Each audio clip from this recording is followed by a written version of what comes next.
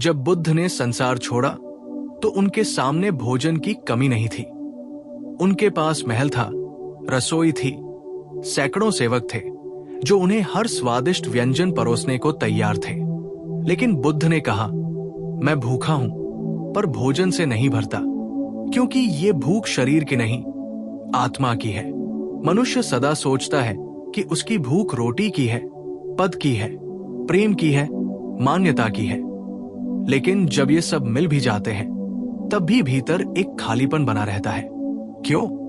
क्योंकि ये जो भीतर की प्यास है वो किसी पदार्थ से नहीं बुझती। ये प्यास उस अस्तित्व की है जिसे हमने भुला दिया है। बुद्ध कहते हैं, मनुष्य रोटी से नहीं जीता, चेतना से जीता है। रोटी केवल शरीर को चलाती है पर अर्थ नहीं देती। लेकिन जब आत्मा की भूख जागती है तो रोटी का स्वाद फीका लगने लगता है, संबंध बोझिल लगने लगते हैं और जीवन बिना कारण के उदासी से भर जाता है। क्योंकि आत्मा पुकार रही होती है, मुझे जानो, मुझे सुनो। असली भूख वही है जो तुम्हें भीतर तक जगा दे, जो तुम्हें प्रश्न करने पर मजबूर करे, मैं कौन हूं, मैं यहां क्यों हूं। यही बुद्ध की क्रांति थी। वे कहते हैं, जब तक मनुष्य इस प्रश्न को नहीं समझता तब तक वो जितना भी खाए, जितना भी पाए, भीतर से खाली रहेगा। देखो, तुमने सब कुछ पा लिया, घर, नाम, संबंध, सम्मान। लेकिन रात को जब अकेले होते हो तब भीतर एक आवाज उठती है, कुछ कमी है। वो आवाज आत्मा की पुकार है। वो कहती है, तुमने सब कुछ बाहर खोजा पर मैं भीतर थी। बुद्ध का ध्यान इसी खोज का आरंभ है। उन्होंने कहा, ध्यान कोई तकनीक नहीं, ये आत्मा का भोजन है। जैसे शरीर को रोज अन्न चाहिए, वैसे ही आत्मा को रोज मौन चाहिए। शरीर को नींद चाहिए, आत्मा को जागरूकता। शरीर को स्पर्श चाहिए, आत्मा को अनुभव। जब तुम मौन में बैठते हो, जब तुम अपने विचारों को देखने लगते हो, जब तुम खुद से मिलने लगते हो, तभी आत्मा की भूख मिटती है। तब पहली बार जीवन में संतोष आता है, जो बाहर से नहीं, भीतर से आता है। बुद्ध कहते हैं, जिस दिन तुम भीतर से तृप्त हो गए, उस दिन कोई तुम्हें दुखी नहीं कर सकता, कोई तुम्हें तोड़ नहीं सकता। क्योंकि तुम्हारी भूख अब रोटी की नहीं रही, प्रेम की नहीं रही, पहचान की नहीं रही। अब तुम्हारी भूख सत्य की है। और सत्य का स्वाद एक बार मिल जाए तो सारी दुनियावी भूखें मिट जाती है। तब आदमी मांगना बंद कर देता है। तब वो देना शुरू करता है, प्रेम देता है, करुणा देता है, शांति देता है। क्योंकि अब उसके भीतर कोई कमी नहीं बची। यही बुद्ध का संदेश है। जब तक तुम आत्मा की भूख नहीं समझते तब तक जीवन अधूरा है। और जैसे ही तुम उस भूख को पहचान लेते हो, तुम्हारा पूरा अस्तित्व भोजन बन जाता है। तुम्हारी हर सांस ध्यान बन जाती है और तुम्हारा जीवन एक चलती हुई प्रार्थना बन जाता है। बुद्ध कहते हैं, मनुष्य का असली धन सोना चांदी नहीं, जागरूकता है। और जो इस धन को पा लेता है वो भूखा नहीं रहता, क्योंकि वो स्वयं अन्न बन जाता है, प्रेम बन जाता है, करुणा बन जाता है। इसलिए बुद्ध कहते हैं, भूख मिटाने से पहले ये देखो कि भूख किसकी है। अगर भूख शरीर की है तो भोजन दो, लेकिन अगर भूख आत्मा की है तो ध्यान दो, क्योंकि ध्यान ही आत्मा का भोजन है। जब बुद्ध ने कहा, भूख शरीर की नहीं, आत्मा की होती है, तो वे सिर्फ उपदेश नहीं दे रहे थे। वे उस गहराई की ओर संकेत कर रहे थे जहां से जीवन की सारी असली प्यास शुरू होती है। मनुष्य जब पैदा होता है तब वो केवल दूध के लिए नहीं रोता, वो जुड़ाव के लिए, प्रेम के लिए, उस अस्तित्व की ऊष्मा के लिए रोता है। पर जैसे जैसे बड़ा होता है, समाज उसे सिखा देता है कि भूख का अर्थ केवल रोटी है, सफलता है, सम्मान है। और इसी भ्रम में हम पूरी जिंदगी दौड़ते रहते हैं, लेकिन मंजिल कभी नहीं मिलती। बुद्ध ने कहा, तुम जिस चीज से भरना चाहते हो वो चीज तुम्हारे भीतर ही है। आत्मा की भूख बाहर की चीजों से नहीं मिट सकती, क्योंकि आत्मा भीतर है। तुम बाहर भोजन डालते हो, लेकिन खालीपन भीतर रहता है। ये वैसा ही है जैसे कोई आदमी रेगिस्तान में पानी की मृग तृष्णा के पीछे भागता है। उसे लगता है कि सामने झील है, लेकिन जब पहुंचता है तो बस रेत ही होती है। हमारी इच्छाएं भी ऐसी ही है। हर इच्छा पूरी होने के बाद एक नई भूख जन्म लेती है, और ये सिलसिला तब तक चलता रहता है जब तक तुम ये न समझ लो कि असली प्यास किसी चीज की नहीं, किसी होने की है। बुद्ध कहते हैं, जब तुम खुद को जान लेते हो तो सारी भूखें समाप्त हो जाती है। और खुद को जानने का मतलब है ये देखना कि कौन है जो चाहता है, कौन है जो दुखी है, कौन है जो खोज रहा है। जब तुम इस देखने की प्रक्रिया में गहराई से उतरते हो तब पता चलता है कि मैं ही तो भूख हूं। और जब देखने वाला और देखा जाने वाला एक हो जाता है तब वो भूख समाप्त हो जाती है। तब बस शांति बचती है। कई बार लोग बुद्ध से पूछते थे, भगवान, क्या ध्यान से हमें सुख मिलेगा? बुद्ध मुस्कुराते और कहते, नहीं, ध्यान से सुख नहीं मिलेगा। ध्यान से तुम ही समाप्त हो जाओगे, और जब तुम नहीं रहोगे तभी सच्चा सुख प्रकट होगा। ये वाक्य साधारण नहीं है, ये आत्मा की भूख को समझने की कुंजी है। जब तक मैं भूखा हूं मैं तृप्त नहीं हो सकता, लेकिन जब मैं ही नहीं रहा तब तृप्ति स्वतः घटती है। आज का मनुष्य सब कुछ रखता है, पैसा, प्रतिष्ठा, साधन, पर फिर भी खाली है। क्यों? क्योंकि उसने आत्मा की आवाज दबा दी है। वो पूरे दिन कुछ न कुछ खाता रहता है, भोजन, मनोरंजन, सोशल मीडिया, रिश्ते, लेकिन ये सब आत्मा का भोजन नहीं है। आत्मा मौन चाहती है, भीतर की नीरवता चाहती है। बुद्ध ने कहा, जब तुम मौन में उतरोगे तब आत्मा स्वयं बोल उठेगी। एक बार बुद्ध एक गांव में गए। वहां एक व्यक्ति आया और बोला, गौतम, मैं बहुत भूखा हूं, मुझे कुछ भोजन दो। बुद्ध ने उसे भिक्षुओं के पास भेजा। उन्होंने भोजन कराया। फिर बुद्ध ने कहा, अब बताओ, भूख मिट गई? वो बोला, हाँ प्रभु।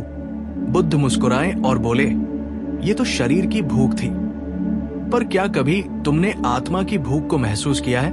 वो जो रात को जागकर पूछती है, मैं कौन हूं, मैं यहां क्यों हूं? वो व्यक्ति मौन हो गया और बुद्ध ने कहा, जब तुम इस प्रश्न को महसूस करोगे तब तुम्हारे भीतर आत्मा की भूख जागेगी और उसी क्षण तुम्हारी यात्रा शुरू होगी। ध्यान रखो, आत्मा की भूख सबसे पवित्र भूख है।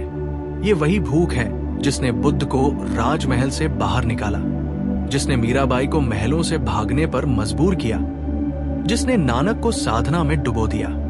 क्योंकि जब आत्मा पुकारती है तो बाकी सब चीजें अपना आकर्षण खो देती है। तब तुम्हें पता चलता है कि जीवन केवल जीने के लिए नहीं, समझने के लिए है। बुद्ध कहते हैं, भोजन सिर्फ पेट के लिए नहीं, सजगता के लिए भी लो। जब तुम भोजन खाओ तो उसे ध्यान से देखो, उसकी गंध महसूस करो, उसका स्वाद जानो, क्योंकि हर क्रिया में जागरूकता का स्पर्श ही आत्मा का भोजन है। जब तुम सजग होते हो तब आत्मा पोषित होती है। जब तुम असजग होते हो तब आत्मा भूखी रहती है। याद रखो, आत्मा की भूख तब मिटती है जब तुम स्वयं को अनुभव करते हो, न विचार के रूप में, न पहचान के रूप में, बल्कि शुद्ध साक्षी के रूप में। तब जीवन का हर क्षण भोजन बन जाता है। तब फूल की महक, नदी की धारा, सूर्य की किरण, सब कुछ भीतर उतर जाता है। तब तुम्हें किसी धर्म, किसी ग्रंथ, किसी गुरु की जरूरत नहीं रहती, क्योंकि तब तुम स्वयं भोजन बन चुके होते हो। और बुद्ध का अंतिम संदेश यही है, जब आत्मा तृप्त हो जाए तो संसार अपने आप सुंदर लगने लगता है। तब तुम किसी से कुछ नहीं मांगते, क्योंकि तुम्हारे भीतर सब कुछ है। तब तुम्हारे चेहरे पर वही शांति आती है जो बुद्ध के चेहरे पर थी, मौन, स्थिर और अनंत। बुद्ध कहते हैं, आत्मा की भूख को केवल वही समझ सकता है जिसने जीवन के सारे स्वाद चख लिए हों और फिर भी भीतर खालीपन पाया हो। जब तक मनुष्य को लगता है कि उसे कुछ चाहिए, नाम, धन, प्रेम, प्रशंसा, तब तक वो बाहरी चीजों के पीछे भागता है। लेकिन एक समय ऐसा आता है जब ये सब होते हुए भी जीवन में अर्थ नहीं रहता, तब भीतर से आवाज उठती है, अब क्या? यही क्षण है जब आत्मा की भूख तुम्हारे दरवाजे पर दस्तक देती है। लेकिन बहुत से लोग उस आवाज को दबा देते हैं। वे संगीत तेज कर देते हैं, दोस्तों के बीच चले जाते हैं, सोशल मीडिया खोल लेते हैं ताकि वो मौन आवाज सुनाई न दे, क्योंकि वो आवाज डराती है। वो तुम्हें कहती है कि जो जीवन तुम जी रहे हो वो नकली है। बुद्ध ने कहा, जो उस आवाज से डर गया वो फिर से संसार में गिर जाता है, लेकिन जो उसे सुन लेता है वही जागृत होता है। आत्मा की भूख को पहचानने का पहला संकेत है असंतोष। जब तुम्हारे पास सब कुछ हो और फिर भी कुछ कमी लगे, तब समझो आत्मा भूखी है। दूसरा संकेत है अकेलापन, जब भीड़ में रहकर भी भीतर एक गहरी दूरी महसूस हो। तीसरा संकेत है मौन की खींच, जब तुम्हारा मन शोर से भागकर शांति की ओर भागना चाहे। और चौथा संकेत है अर्थ की खोज, जब तुम पूछो मैं कौन हूं? बुद्ध ने कहा, इन संकेतों को नजरअंदाज मत करो, यही तुम्हारी आत्मा की पुकार है। जब ये संकेत प्रकट हो तो ध्यान की ओर मुड़ो। ध्यान वो साधन है जो आत्मा को उसका भोजन देता है। ध्यान का मतलब ये नहीं कि आंखें बंद कर लो और कुछ सोचो नहीं। ध्यान का मतलब है देखना बिना निर्णय के, सुनना बिना व्याख्या के, रहना बिना इच्छा के। एक बार एक व्यक्ति बुद्ध के पास आया और बोला, मैं ध्यान करना चाहता हूं, पर ध्यान में मन भागता है। बुद्ध ने कहा, भागने दो, बस उसे देखो। जो भाग रहा है वो तुम नहीं हो, जो देख रहा है वही तुम हो। वो व्यक्ति कुछ ही महीनों में शांति में उतर गया, क्योंकि बुद्ध का रहस्य यही था, देखना ही भोजन है। जैसे शरीर को भोजन चाहिए, वैसे आत्मा को साक्षी भाव चाहिए। बुद्ध कहते हैं, जब तुम किसी चीज को पूरी सजगता से देखते हो तो वो वस्तु तुम्हारे भीतर विलीन हो जाती है। ये विलय ही आत्मा का भोजन है। तुम बाहर की चीजें खाते हो तो शरीर पोषित होता है, लेकिन जब तुम भीतर की नीरवता को खाते हो तो आत्मा पोषित होती है। ये भोजन अमर है, इसे न आग जला सकती है, न समय बूढ़ा कर सकता है। बुद्ध ने आत्मा की भूख को तृप्त करने के 3 मार्ग बताए। पहला, ध्यान, ध्याना। ये आत्मा का भोजन है। ये वो अवस्था है जिसमें तुम विचारों के पार चले जाते हो। विचार भोजन नहीं है, वे सिर्फ ध्वनि है। मौन ही वास्तविक भोजन है। दूसरा, करुणा, करुणा। जब आत्मा तृप्त होती है तो वो बांटना चाहती है। बुद्ध कहते हैं, जो अपने भीतर करुणा नहीं जगाता उसकी आत्मा फिर भूख से मर जाएगी। करुणा का अर्थ है बिना किसी स्वार्थ के प्रेम देना। ये आत्मा की मिठास है। तीसरा, साक्षी भाव, अवेयरनेस। जीवन के हर क्षण में सजग रहो। जब तुम खाते हो, चलो, बोलो, तब भी भीतर देखने वाला बना रहो। ये देखने की कला ही आत्मा की साधना है। बुद्ध के शब्दों में आत्मा की भूख तब मिटती है जब तुम खुद को कर्ता से साक्षी में बदल देते हो। कर्तापन का अर्थ है मैं कुछ कर रहा हूं। साक्षी भाव का अर्थ है सब हो रहा है और मैं बस देख रहा हूं। जब तुम इस अवस्था में जीना शुरू करते हो तब जीवन एक निरंतर ध्यान बन जाता है। तब हर सांस, हर धड़कन, हर दृश्य एक उपहार बन जाता है। और जब यह घटता है तब आत्मा कहती है, अब मैं तृप्त हूं। उस क्षण भीतर एक शांति उतरती है जो शब्दों में नहीं कही जा सकती। वो वही शांति है जो बुद्ध के चेहरे पर थी, जो ध्यान में बैठे हुए वृक्षों के नीचे झलकती थी, जो उनके मौन में सुनाई देती थी। बुद्ध कहते हैं, तृप्त आत्मा वह दीपक है जो दूसरों को भी प्रकाश देती है। जब आत्मा भर जाती है तो व्यक्ति अपने आप देने लगता है। वह प्रेम देता है, शांति देता है और उसका हर कार्य प्रार्थना बन जाता है। वो अब किसी से कुछ नहीं चाहता क्योंकि वो स्वयं पूर्ण हो गया है। यही कारण है कि बुद्ध के शिष्यों के चेहरे पर एक अलग आभा थी, क्योंकि वे भूखे नहीं थे, वे भीतर से भरे हुए थे। उनका भोजन मौन था, उनका पेय करुणा थी, उनका विश्राम ध्यान था। जब आत्मा की भूख तृप्त हो जाती है तब मनुष्य पहली बार सच में जीना शुरू करता है। बुद्ध कहते हैं, जिस दिन भीतर की भूख समाप्त हुई उसी दिन जीवन की शुरुआत हुई। अब वो व्यक्ति वही रहता है, वही शरीर, वही संसार, वही दिनचर्या, लेकिन उसका देखने का तरीका बदल जाता है। अब वो हर चीज में दिव्यता देखता है। पहले जो फूल बस फूल था, अब वही अस्तित्व की मुस्कान बन जाता है। पहले जो नदी बस पानी थी, अब वही जीवन का प्रवाह बन जाती है। पहले जो मौन डरावना लगता था, अब वही आत्मा का संगीत बन जाता है। जब आत्मा तृप्त होती है तो भीतर का भय समाप्त हो जाता है, क्योंकि भूख ही भय पैदा करती है। जब कोई कुछ चाहता है तभी डरता है कि अगर ये न मिला तो क्या होगा, लेकिन जब कुछ भी पाने की चाह नहीं रहती तब कुछ खोने का डर भी नहीं रहता। बुद्ध कहते हैं, जो कुछ नहीं चाहता वो राजा है और जो चाहता है वो भिखारी है। तृप्त आत्मा का मनुष्य बाहर से भले साधारण लगे, लेकिन भीतर से वो साम्राज्य का स्वामी होता है। उसका हृदय विशाल होता है, क्योंकि उसमें किसी चीज की कमी नहीं होती। अब उसका जीवन मांगने का नहीं, देने का बन जाता है। वो प्रेम देता है क्योंकि वो प्रेम से भरा हुआ है। वो करुणा देता है क्योंकि उसके भीतर अब कोई द्वेष नहीं बचा। वो मौन देता है क्योंकि उसका मौन अब संगीत बन गया है। बुद्ध कहते हैं, जब आत्मा का अमृत छलकने लगे तब संसार पवित्र हो जाता है।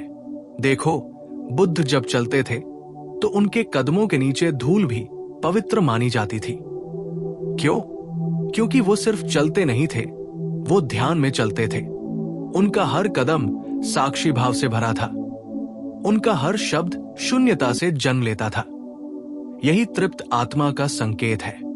उसका हर कर्म ध्यान बन जाता है। बुद्ध ने कहा था, निर्वाण का अर्थ है भीतर का दीपक जल जाना। जब यह दीपक जलता है तब कोई अंधकार नहीं बचता। तब तुम दूसरों के प्रकाश को नहीं खोजते, क्योंकि तुम स्वयं प्रकाश बन चुके होते हो। ये वही अवस्था है जिसमें मीराबाई गाती है, मेरे तो गिरधर गोपाल, दूसरों न कोई। ये वही अवस्था है जिसमें कबीर कहते हैं, जहां पहुंचो वहां मैं हूं, मैं ही सत्य हूं। और ये वही अवस्था है जिसे बुद्ध ने अनंता कहा, मैं का अंत और सत्य का उदय। अब तृप्त आत्मा को किसी सिद्धांत, किसी धर्म, किसी नाम की जरूरत नहीं रहती, क्योंकि उसने उस एक तत्व को जान लिया है जो सबके भीतर है। वो जो तुम्हारे भीतर भी है, मेरे भीतर भी, पत्थर, वृक्ष, हवा और आकाश में भी। बुद्ध कहते हैं, जिसने स्वयं को देखा उसने समस्त अस्तित्व को देखा। और जो इस अवस्था में पहुंचता है उसकी जिंदगी अब बोझ नहीं रहती। हर क्षण आनंदमय हो जाता है, क्योंकि वो हर क्षण को वैसे ही स्वीकारता है जैसे वह है। तृप्त आत्मा वाला व्यक्ति किसी को बदलने की कोशिश नहीं करता, क्योंकि उसने समझ लिया है हर कोई अपने समय में जागेगा। वो केवल प्रेम से जीता है, करुणा से देखता है। बुद्ध कहते हैं, तुम किसी को बदल नहीं सकते, लेकिन तुम ऐसा प्रकाश बन सकते हो जिससे अंधकार स्वयं मिट जाए। इसलिए बुद्ध ने किसी को धर्म नहीं सिखाया, उन्होंने केवल जागना सिखाया, क्योंकि जागरण ही आत्मा का भोजन है और वही उसकी तृप्ति है। जब आत्मा तृप्त होती है तब व्यक्ति का चेहरा बदल जाता है। उसमें एक मौन मुस्कान होती है जो किसी कारण से नहीं होती। वो मुस्कान किसी उपलब्धि की नहीं बल्कि समझ की होती है। वो कहती है, अब मैं जान गया हूं, अब मैं घर पहुंच गया हूं। वो घर कोई जगह नहीं, वो भीतर का केंद्र है, जहां से सब कुछ शुरू होता है और जहां सब कुछ लौटता है। यही बुद्धत्व है। बुद्धत्व का अर्थ ये नहीं कि तुम सन्यासी बन जाओ या पहाड़ों पर चले जाओ। बुद्धत्व का अर्थ है, जहां हो वही सजग रहो। जो करो पूर्णता से करो, जो पाओ कृतज्ञता से लो, जो खो दो शांति से छोड़ दो। यही तृप्त आत्मा की निशानी है। बुद्ध कहते हैं, जिसने स्वीकार करना सीख लिया उसने ध्यान सीख लिया, क्योंकि आत्मा की भूख केवल अस्वीकार से पैदा होती है। जब तुम जो है उसे नकारते हो तब भीतर खालीपन बनता है। लेकिन जब तुम जीवन को वैसे ही स्वीकार लेते हो जैसे वह है, तब आत्मा कहती है, धन्यवाद, अब मैं पूर्ण हूं। तब प्रेम अब किसी व्यक्ति तक सीमित नहीं रहता। वो हवा में, पक्षियों में, धरती में बहने लगता है। तब मृत्यु भी भयावह नहीं लगती, क्योंकि आत्मा जानती है कि वो अजर अमर है। बुद्ध कहते हैं, जो जान गया कि वो देह नहीं, वो कभी नहीं मरता।